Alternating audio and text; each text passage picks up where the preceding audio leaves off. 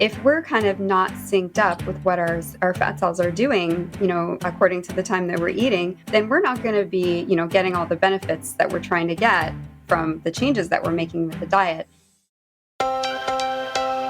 Here's JJ Virgin, triple board certified nutrition and fitness expert and 4-time New York Times best-selling author. It's time to reignite wellness.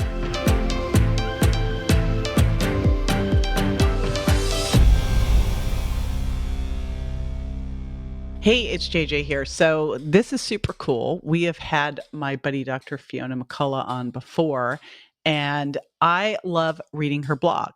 And we will put the resources, her blog, and all that stuff in the show notes at jjvirgin.com/Dr. Fiona Clock, DrFiona Clock, CLOCK. You'll find out why in a minute. Anyway, I was reading this blog she wrote about fat cells and their circadian rhythm. And I'm like, oh my gosh, I need you on the show talking about this. So that's what we're going to be talking about today, that your fat cells actually have a circadian rhythm. And when you know what that is, it will help you make the right decisions about when to eat, because I'm kind of obsessed with not just what to eat, but also when to eat, because it makes a big difference.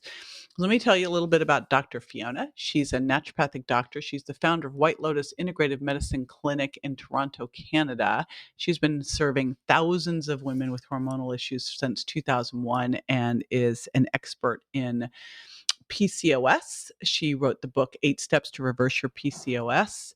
She's also the medical advisor and has developed a nutrition methodology for the open source Health PCOS project. And she has an amazing gift for all of you today as well. Again, you'll be able to get all this at jjvirgin.com/Dr. Fiona Clock. And now you know why I put clock in there.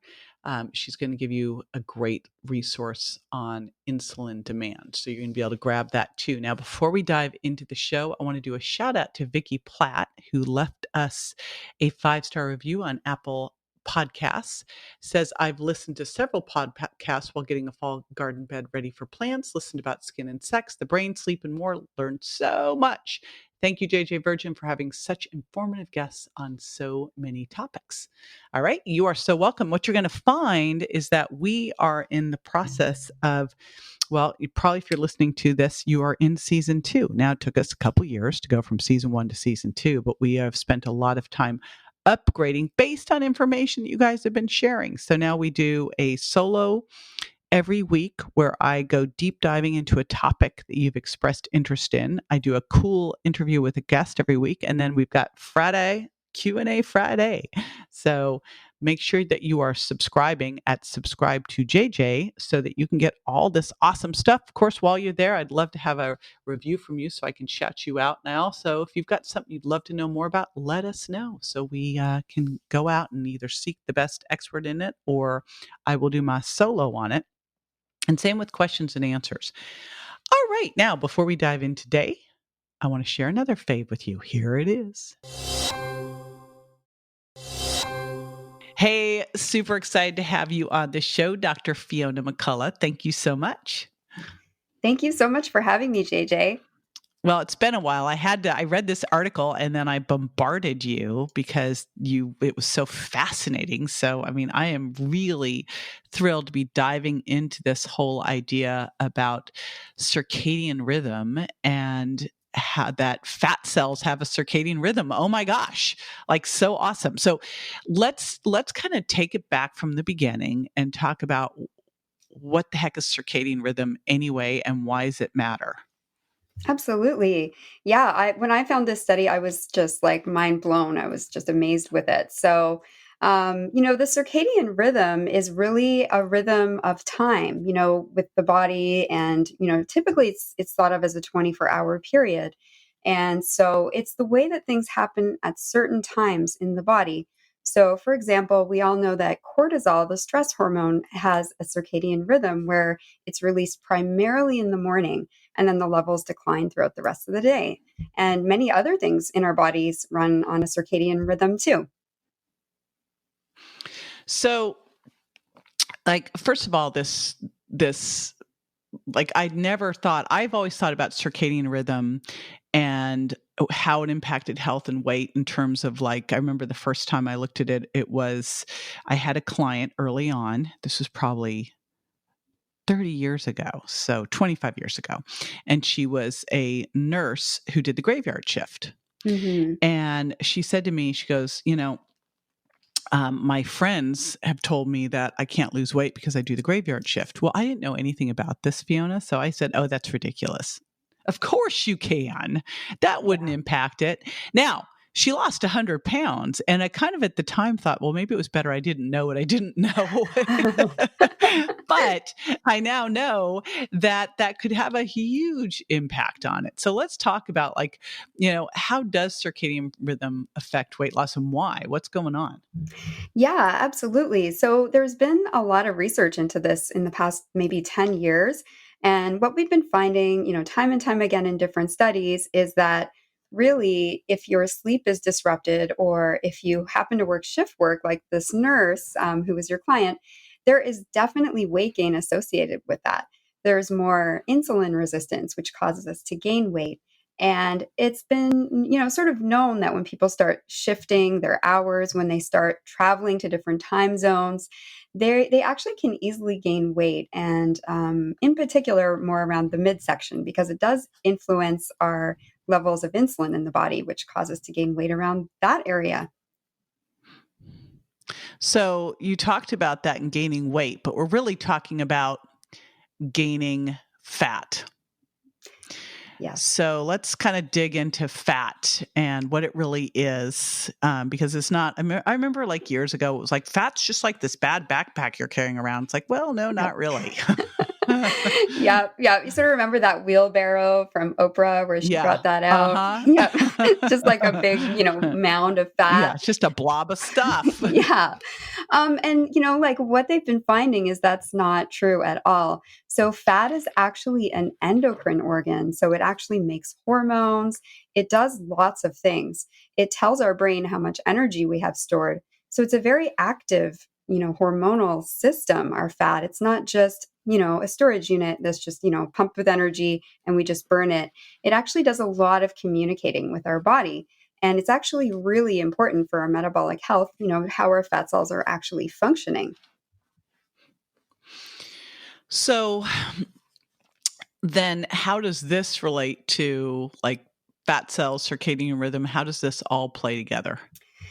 Yeah, so this study was really interesting. And what they did was they actually took some people who had a fairly normal circadian rhythm to start with.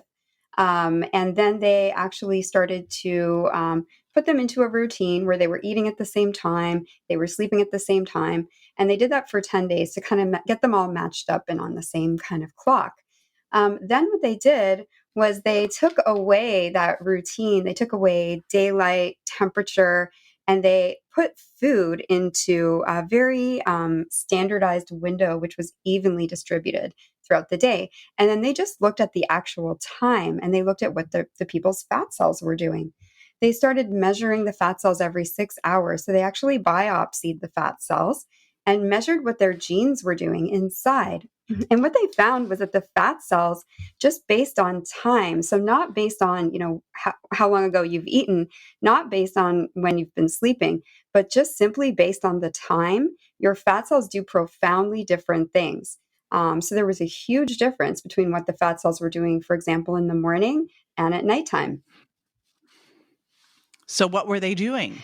What were they doing in the morning versus nighttime? So it's so interesting because in the morning, the fat cells actually did a lot of different things that were sort of similar to manufacturing. So they were involved in, making hormones, making cytokines that send signals to the rest of the body, making, a variety of different adipokines, which are different little hormones that our fat cells signal to tell our body to do different things. And then at nighttime, what they found was that the fat cells were in a completely different state. So what they were doing was performing antioxidant actions and breaking things down. So they were breaking down, fat itself. So that's called lipolysis. So they do that more at nighttime. and they were breaking down organic acids, which are byproducts of different metabolic processes in the body. So they were in completely different states in the day and in the nighttime. Well, so knowing that then, because something I've been so fascinated with is, and I've watched this whole progression, Fiona, from, 25 years ago, where you were supposed to have breakfast, a snack, lunch, a snack, dinner, and then, oh my gosh, you better have a snack after dinner too. Yep. It's like, oh, really? Lots of snacking. From that to going, all right, well, let's not snack, to going, let's eat within a 12-hour period, to let's eat within an 8-hour period, to the latest I just saw was a 4 to 6 hour period. Yep. And from that first shift of intermittent fasting saying, hey, skip breakfast and have a later, have lunch and dinner. And I kept thinking, well, everything I've ever looked at says do this earlier. So I'm really fascinated by, of course we want to look at food quality and we need to look at what we're eating. But I think, what this is really showing is when you eat matters. And I wonder if some of this is, how does this tie into all of this intermittent fasting, time restricted eating stuff? And what are the lessons that we can take? I know I'm throwing all this Mhm. stuff at you. What are the lessons that we can take from the fact that these fat cells do different things at different times, with how we should be tying that to when we should be eating?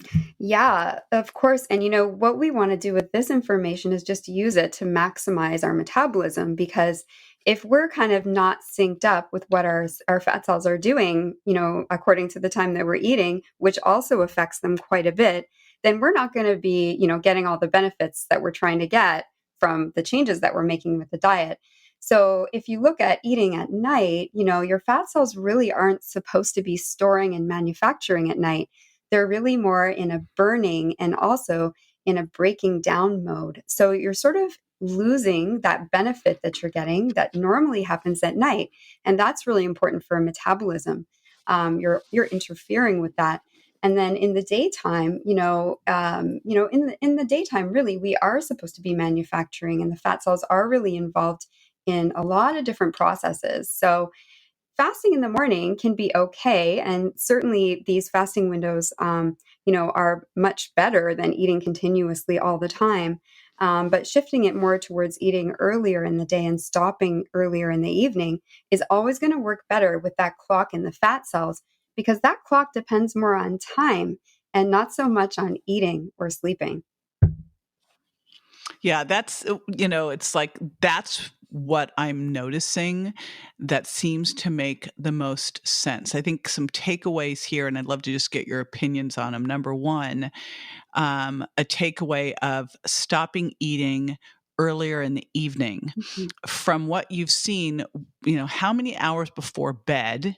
Because I just read the latest one that was saying, hey, ideally you'd be eating from 8 a.m. till 2 p.m. And I'm like, wow. But I also Yeah. think, well, wouldn't it matter what time you really are going to bed and what time you are waking up? Because it's very different for someone waking up at 6 versus someone waking up at 7. Very different for someone going to bed at 9 versus someone going to bed at 11. Mhm. How many hours before bed would you think it's ideal to shut that kitchen down? Because I think that of anything we do is probably one of the most effective things that you could start with, is just to shut the kitchen down. Oh yeah, absolutely.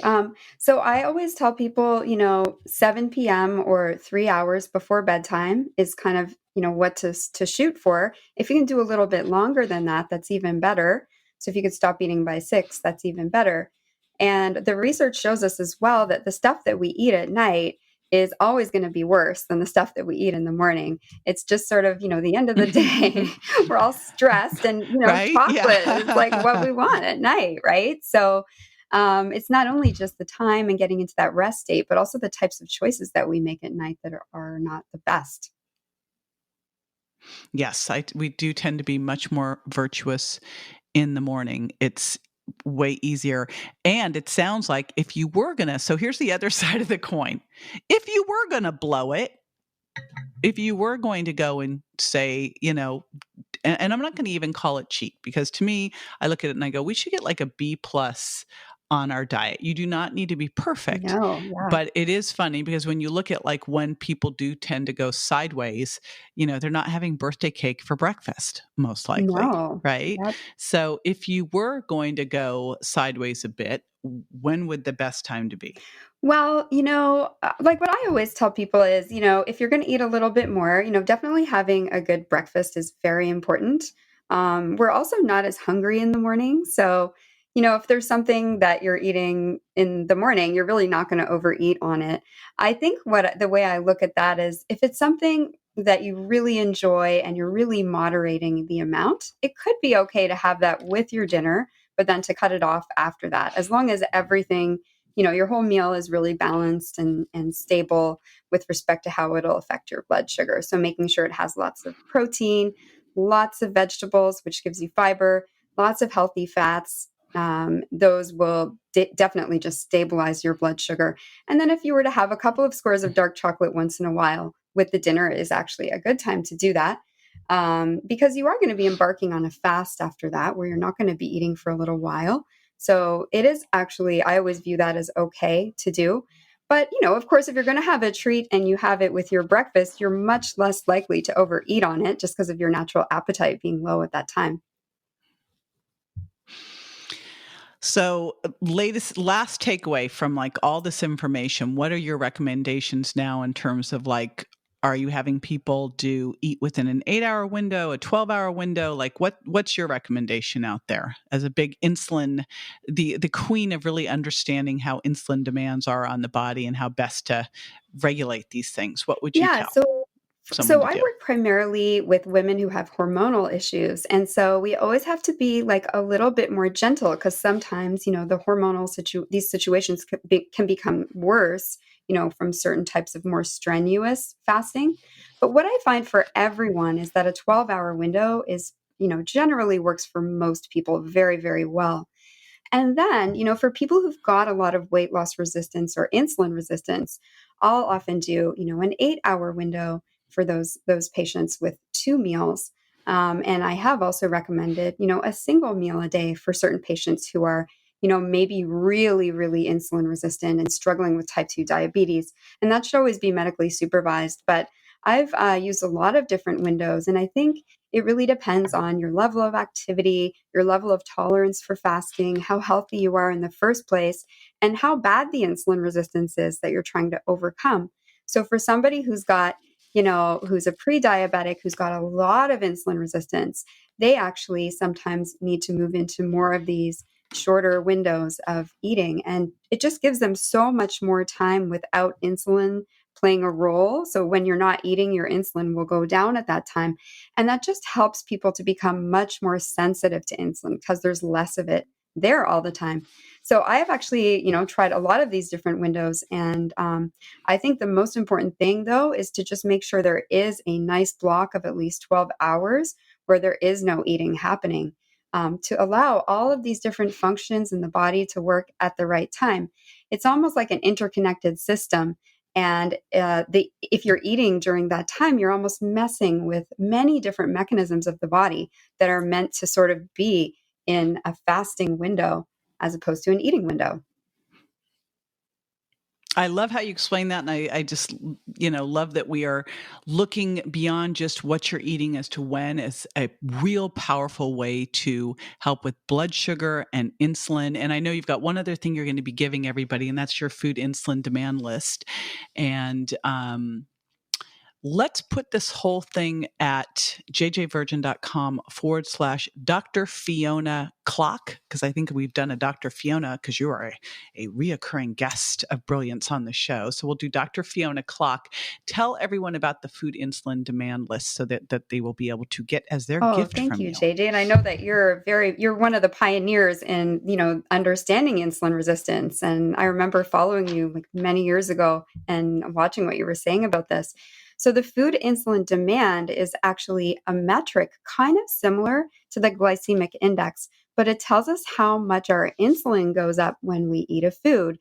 For example, one food that's very spiking to our insulin is dairy protein. Even though it's low in the glycemic index, it causes our bodies to make a lot of insulin.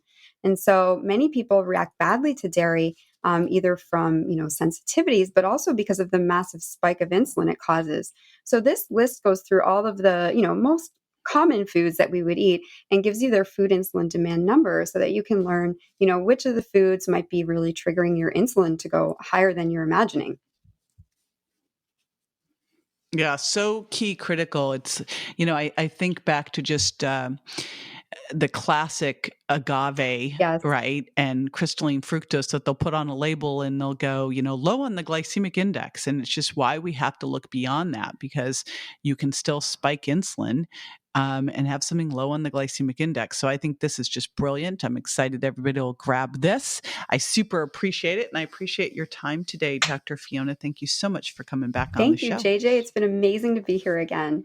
So after the break, I'm going to give you your top takeaway from this episode. So stay with me.